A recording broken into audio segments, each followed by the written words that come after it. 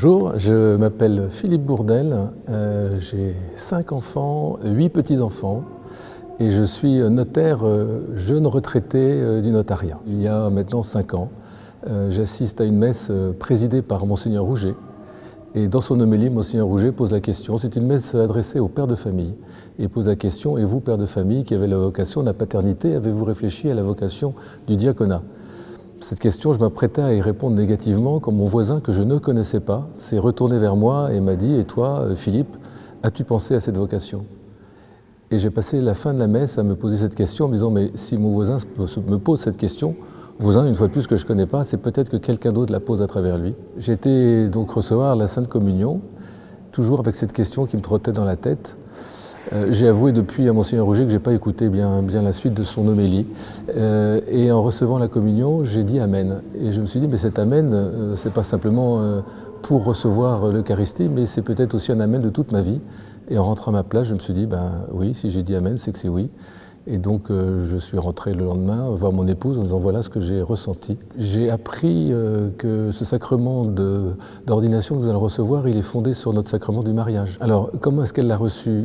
Elle l'a reçu d'abord parce que c'est une charmante épouse en disant bah, si Philippe se sent appelé, eh bien, je ne vais pas m'opposer à son appel, mais elle considérait d'être très extérieure à cette démarche. Je pense que dans sa réflexion, dans ses prières, elle s'est dit « mais si Philippe est appelé, peut-être que je suis appelé avec lui ». Qu'est-ce que ça représente d'être ordonné diacre? C'est une question que je me suis posée pendant 5 ans et j'avoue ne pas avoir la réponse ce soir.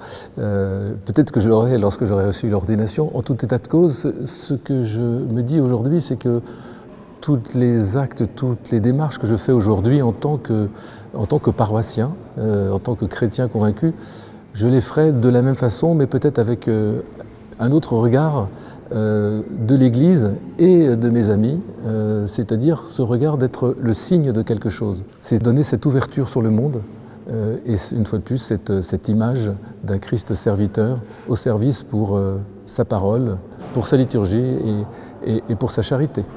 Qu'est-ce que je dirais à une personne qui hésite à se lancer dans le diaconat?